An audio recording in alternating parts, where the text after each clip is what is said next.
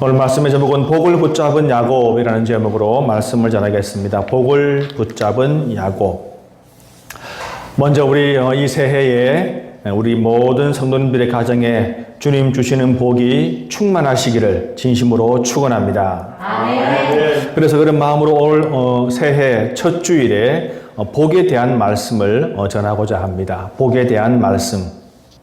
여러분 기복신앙이란 말을 여러분 들어보셨죠, 그죠? 예. 그래서 신앙생활을 하면서 복받기만을 바라는 거지요. 우리가 어떤 희생이나 헌신이나 포기라 혹은 봉사나 그런 것이 없이 오로지 나에게 복을 달라는 그런 신앙입니다.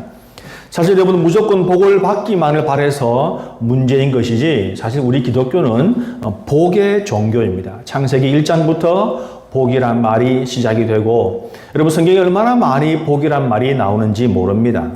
그리고 우리 주님께서 이미 세상을 창조하시면서 우리 사람들에게 복을 주셨지요. 그런데 우리가 죄를 지으면서 하나님과 분리되면서 이 죄로 인해서 사실은 우리에게 주어진 복들도 다 사라진 것입니다. 그런데 우리 하나님은 어떤 분이십니까? 우리 하나님은 우리에게 복을 주기를 원하시는 분이십니다.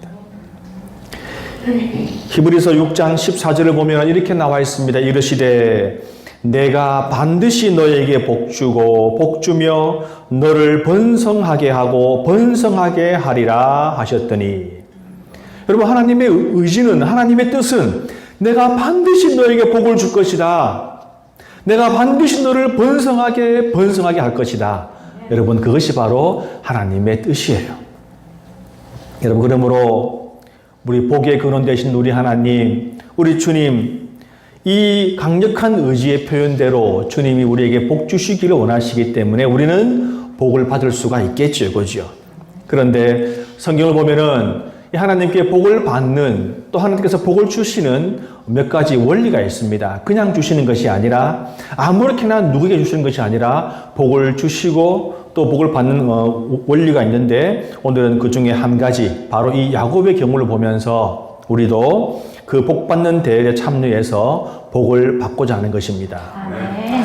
우리가 잘 아는 대로 이 야곱은 아브라함의 아들 이삭의 아들이죠. 이삭은 쌍둥이 아들을 두었는데 바로 에서와 야곱입니다. 그러므로 이 야곱은 쌍둥이 형인 에서가 있죠. 이 야곱은 청년 시절에 그 부모와 그 형제를 떠나서 멀리 있는 그의 외가, 즉 외삼촌인 라반의 집으로 갔습니다. 거리로 치면 한 1000km 된다고 해요. 그러므로 아마 이 부산에서 간다면 우리나라로 치면은 저 함경북도 저 위에 꼭대기까지 아마 올라가는 그 먼 길이었을 것입니다.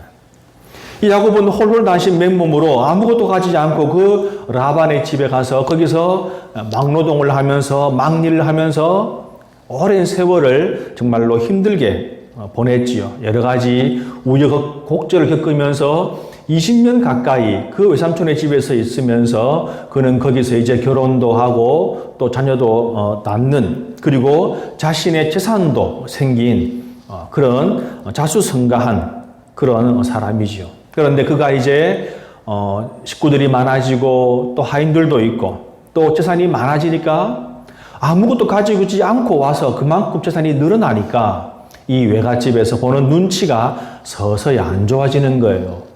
그래서 이제 야곱은 이제 돌아가자, 고향으로 돌아가자. 그래서 이제 양떼와 소떼와 다 몰고 가족들과 함께 이제 그 먼 길을 걸어서 이제 고향으로, 자신의 부모가 있는 집으로 그렇게 돌아오는 길입니다. 자, 그런데 이제 이 에서에게는, 야곱에게는 풀어야 될 숙제가 있지요. 그가 그의 집을 그냥 떠난 것이 아닙니다. 무엇인가 하면 바로 그의 아버지와 쌍둥이 형인 에서를 속였지요. 그 속이는 엄청난 큰 죄를 범하고 사실은 도망쳤던 것입니다. 이 쌍둥이 형에서는 자신과 너무나 다르죠. 그죠? 성경을 보면은 너무도 다른, 그래서 많은 사람들이 아마 이 두 쌍둥이는 일란성이 아니라 이란성이다. 그럴 수밖에 없지요. 너무나 다른 상반된 두 사람입니다.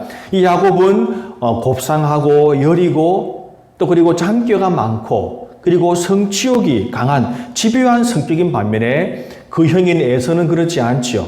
우리 흔히 하는 말로 상남자, 근육질의 남자고 털이 많고 그리고 호탕하고 호방한 그런 성격입니다. 외향적인 성격이고 그는 자주 사냥을 하는, 짐승을 잡는, 사냥하는 것이 취미인 그런 사람인 것이죠.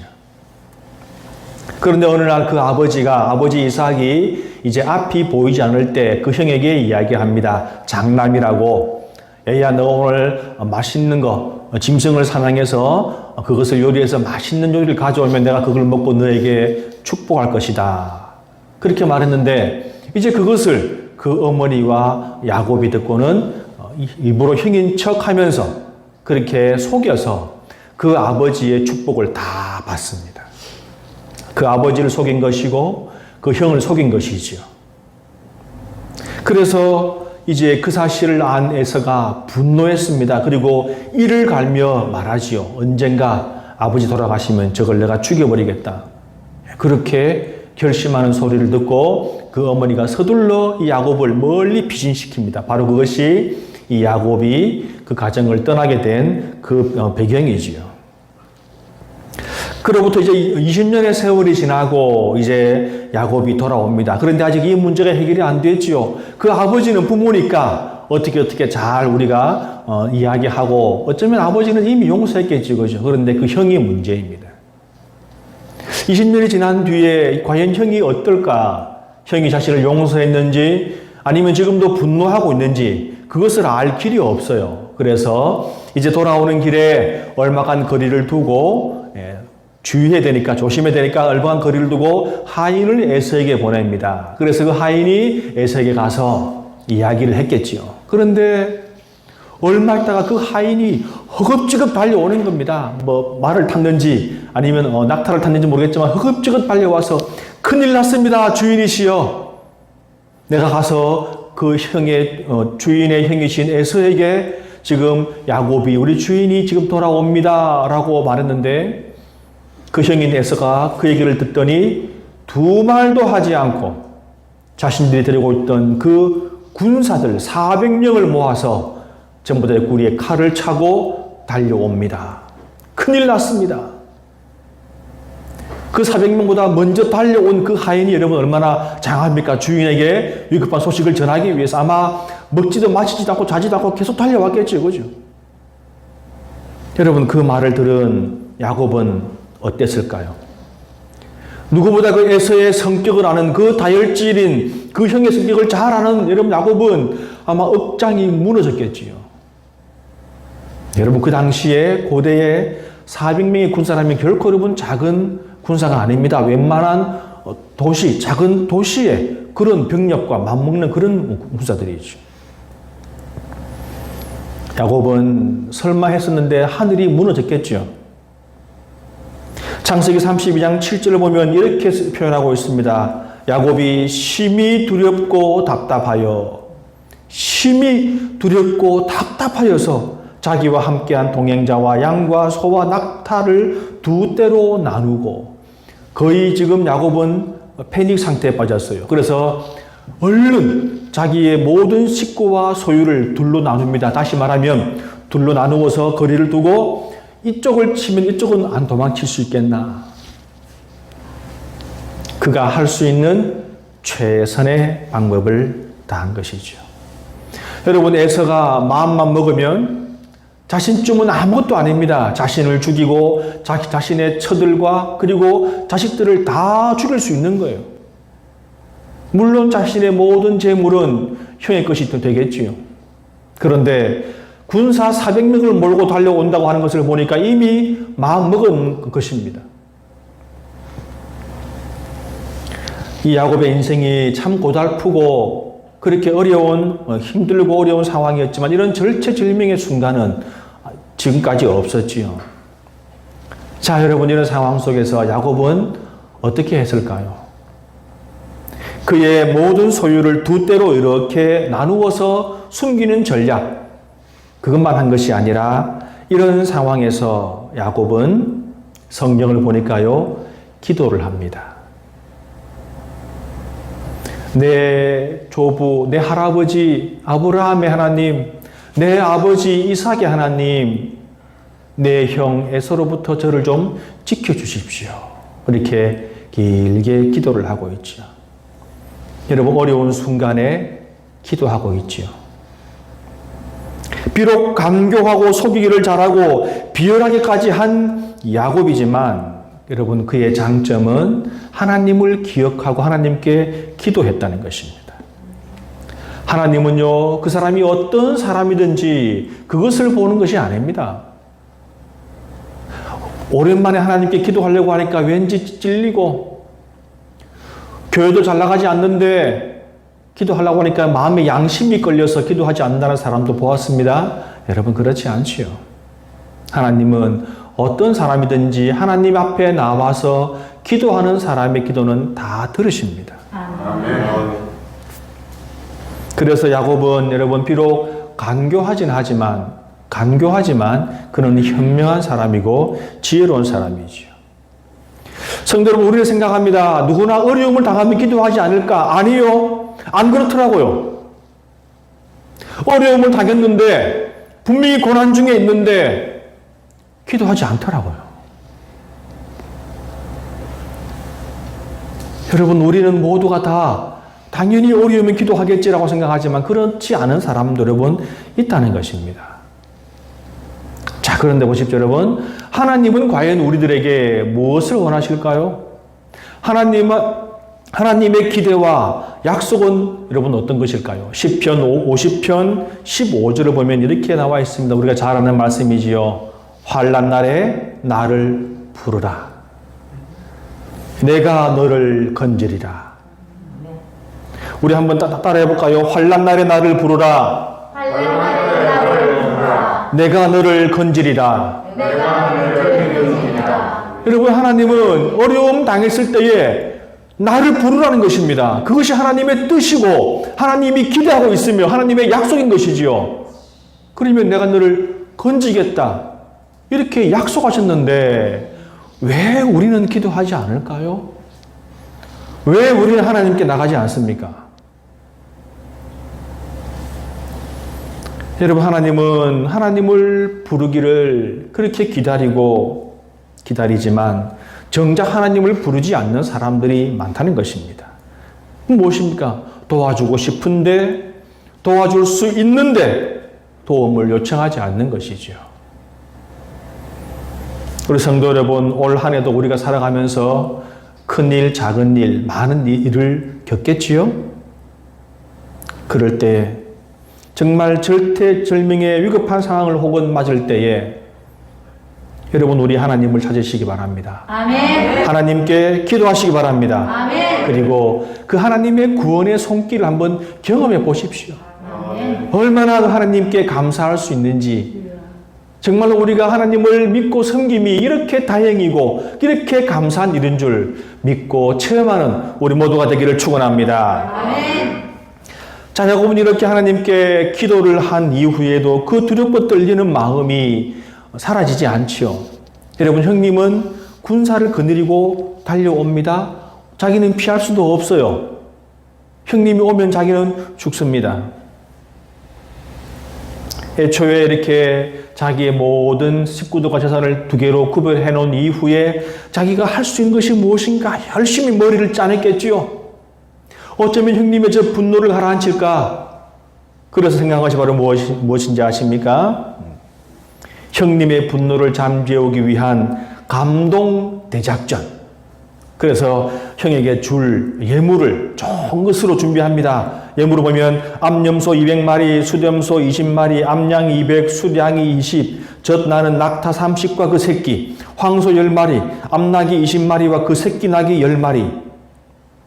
이것을 준비해서 이제 형에게 드릴 건데, 한몫에 주면 혹시 감동이 적을까봐 또 꾀를 냅니다. 이것을 세 때로 나누어서, 이렇게 부분으로 나누어서 이렇게 형에게 보내죠. 그래서 형이 달려오다가 첫 번째 때를 만나면 이게 뭐냐? 예, 우리 주인 야곱께서 형님인 에서님께 드리는 것입니다. 또 가다가 두 번째 때를 만나면 이건 뭐냐? 우리 주인 야곱께서 형님 에서님께 드리는 것입니다. 이렇게 3번을 하면 형님이 아마 감동받지 않을까? 그런 장기를 내어서 이제 그렇게 출발시킵니다. 야, 가서 잘 얘기해. 그리고 그 하인들을 다 보냅니다.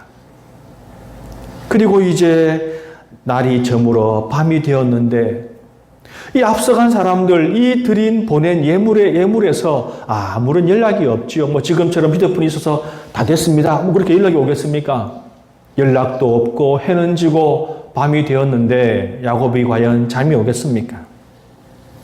시냇가 앞에서 그 나루터 앞에서 이제 앉아서 밤을 새는 거지요. 여러분, 이 야곱은 얼마나 두렵고 긴 밤이었겠습니까?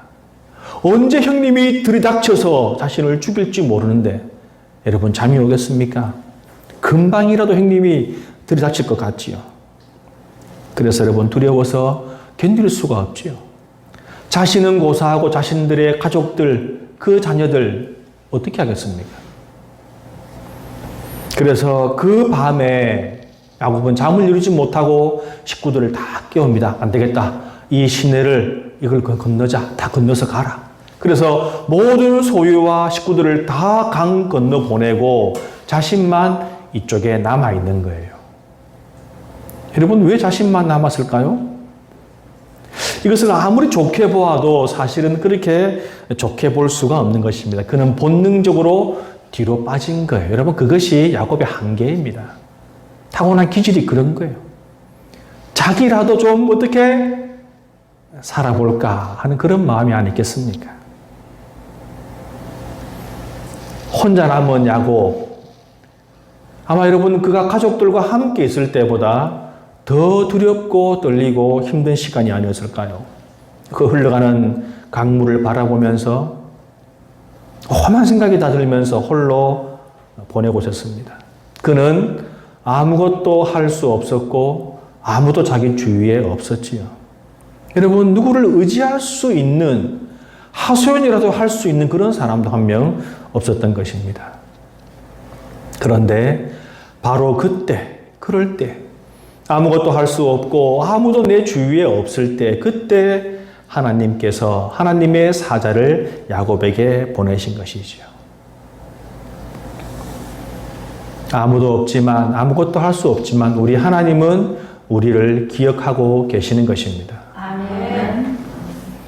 이 야곱의 마음에서, 이 야곱의 인생에서, 그의 간교한 그 인생에서 얼마나 그 마음의 간교함이 사라지고 그가 얼마나 하나님께 의지하고 하나님을 붙들고 하나님이 자신의 생명이라고, 삶이라고 그렇게 고백하고 믿고 나오는지 그 하나님의 사자는 야곱을 한번 시험해 보기로 합니다. 이 야곱이 어두운 밤에 아무도 없는 곳에 찾아온 그 사람을 볼 때 야곱은 그가 하나님의 사자인 것을 알아보았습니다. 성경은 어떤 사람이라고 나와 있는데 그는 금방 알아보았습니다. 여러분 왠지 아십니까? 기도하는 사람, 절박하게 하나님께 기도하는 사람은 하나님의 손길을 금방 알아챕니다. 아멘. 야곱과 몇 마디 말을 나누면서 나눈 이후에 그 사람이 야곱을 떠나려고 합니다. 그런데 그 사람이 누굽니까? 하나님의 사자이지요. 야곱이 그를 붙들었습니다. 그리고 말했지요. 내게 복을 주십시오. 나를 축복해 주십시오. 여러분 사실은 그 의미가 아니지요. 나 좀 살려주십시오. 여러분 그런 말 아닙니까? 아무도 자기를 도울 수 없지만 하나님의 사자를 보자마자 나 좀 살려주십시오. 여러분 얼마나 절박하고 긴박합니까? 그래도 하나님의 사자는 뿌리칩니다. 뿌리치고 떠나려고 하지요. 그때 야곱이 필사적으로 그 사람을 붙들고 절대 놓지 않는 거예요. 옷은 찢어지고 몸이 멍들고 마치 씨름하듯이 둘이 뒹굴었는데 야곱이 놓지 않는 거예요. 여러분 우리가 생각하는 대로 야곱은 신체적으로 결코 우리가 강한 사람이 아니죠. 덩치가 크거나 힘든 사람이 아닙니다. 아마 이 야곱이 보통 사람과 씨름하면 자기가 이기는 사람보다 지는 사람이 더 많을 거예요. 그죠? 그런데 야곱이 어디서 그런 힘이 생겼을까요? 절박하니까. 죽음이 눈앞에 있으니까. 살 길이 있으니까. 하나님이 앞에 계시니까. 필사적으로 그렇게 붙잡았던 것입니다. 마치 레슬링을 하듯이, 마치 격투기를 하듯이 한 명은 가려고 뿌리치려고 한 명은 끝까지 놓지 않으려고 하고 결국은 뼈가 부러지는 그런 상황을 맞이하면서도 여러분 뼈가 부러진 이후에도 놓지 않죠. 자신의 목숨과 온 가족의 생명, 자신의 한 집안의 생명이 달려있기에 이 야곱은 결코 포기할 수가 없는 것이죠. 필사적이었습니다. 이런 상황에서 야곱은 여러분 울지 않았겠습니까? 여러분 생각이 어떻습니까? 제가 생각에는 울며 불며 매달렸겠지요. 살려달라고 붙잡고 있습니다. 야곱이 붙잡은 것은 바로 하나님이시죠. 여러분 이 상황을 호세아 선지자가 호세아 12장에 기록해 놓았습니다. 이렇게 기록되어 있습니다. 야곱은 모태에서 그의 형의 발 뒤꿈치를 잡았고 또 힘으로는 하나님과 겨루되 천사와 겨루어 이기고 울며 그에게 간구하였으며. 성경에 나와 있지요? 울면서. 여러분 상상해 보십시오. 눈은 울면서 이는 악물고 온 얼굴과 몸은 상처고 피투성이고 그런 상황이 되어도 끝까지 놓지 않았지요. 달려듭니다. 밤새도록 그렇게 하나님의 사자와 천사와 싸우던 그 야곱. 이제 해가 떠오르려고 합니다. 그리고 탈진할 정도가 되었지요. 천사가 이야기합니다.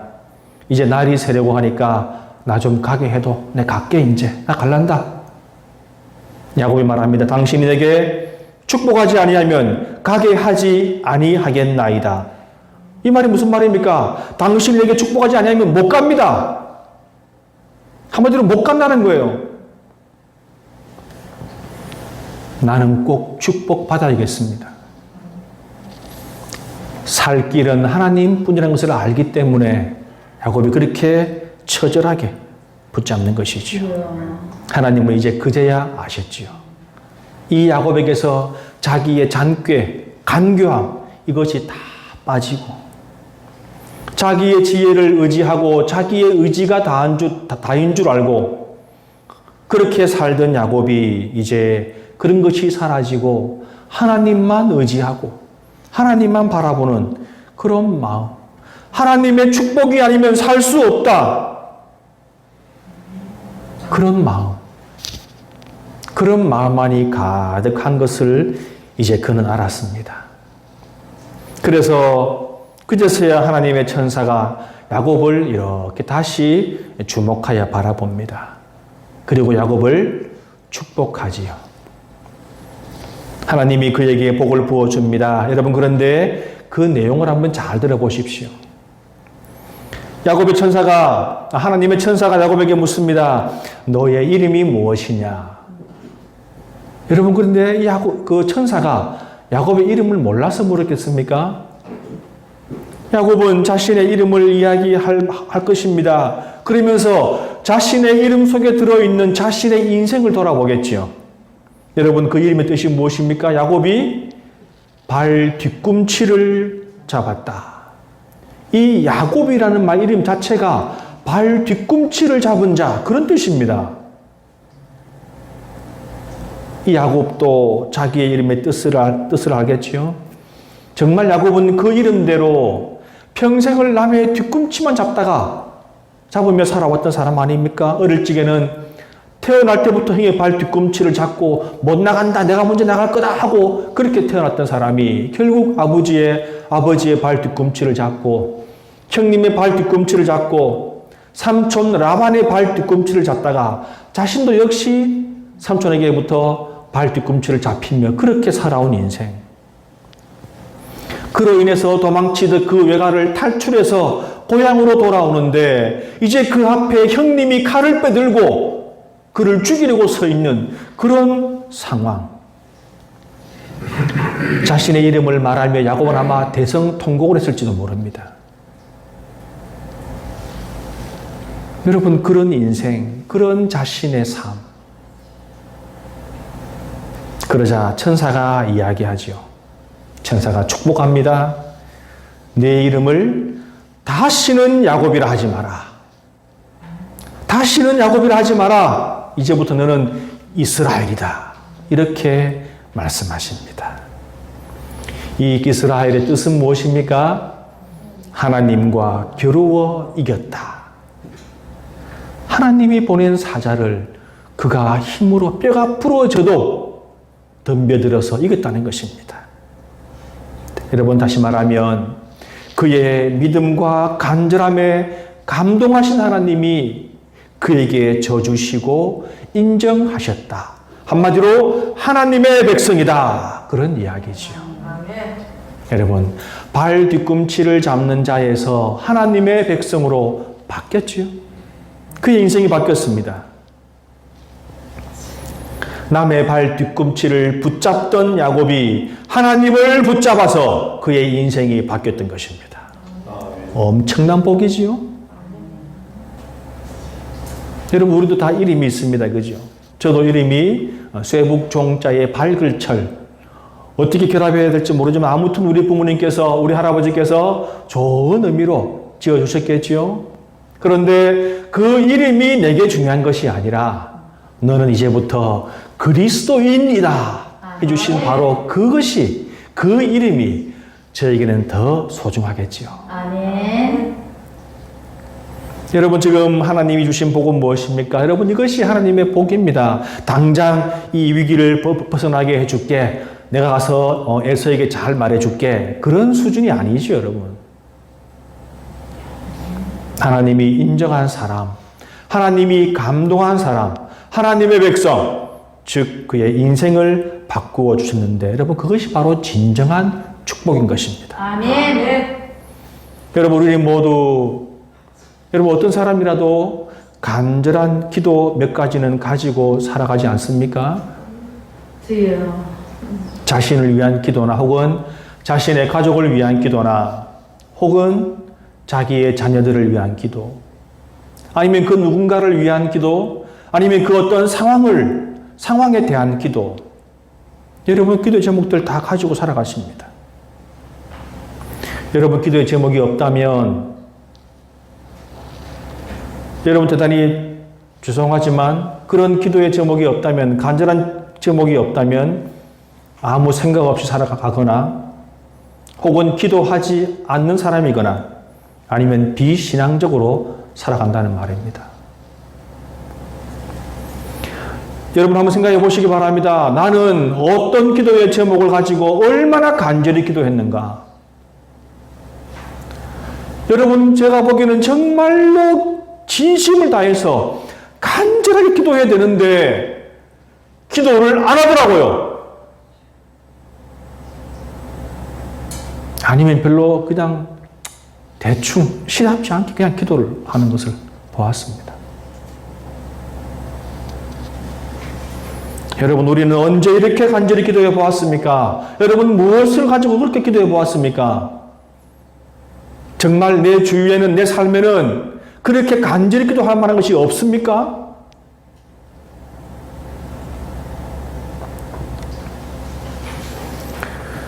여러분, 우리도 하나님을 붙잡고 그렇게 기도해야겠지요. 아멘.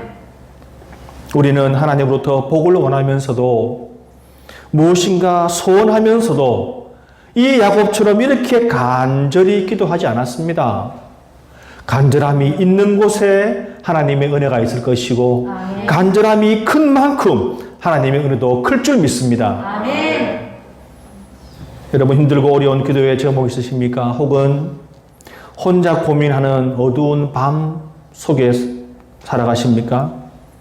혹은 여러분, 절망 가운데 있으십니까? 하나님을 붙잡으십시오. 아멘. 그리고 간절한 마음으로 온 인생을 걸고 여러분 기도하십시오. 그러면 하나님께서 복을 주실 것입니다. 아멘. 이제 우리가 2021년 새해를 맞이하여서 많은 사람들이 복을 받으라고 축복을 하지요. 여러분, 그러나 진정으로 복을 받는 방법을 우리는 오늘 보았습니다. 야곱의 기도를 하셔야죠. 아멘. 아멘. 올 2021년 한 해는 하나님을 붙잡는 한 해가 되시기 원합니다. 아멘. 하나님을 붙잡으면 복 받을 줄 믿습니다. 아멘. 하나님을 붙잡기 위해서는 하나님께 가까이 가야겠지요. 아멘. 그래서 우리 올해 새 표가 바로 하나님께 가까이 함이 내게 복이라. 올 한 해 주신 말씀처럼 하나님께 가까이 가고 하나님만 붙잡고 기도함으로 하나님 주시는 엄청난 복을 누리는 저와 여러분 되시기를 주님의 이름으로 축원합니다. 아멘.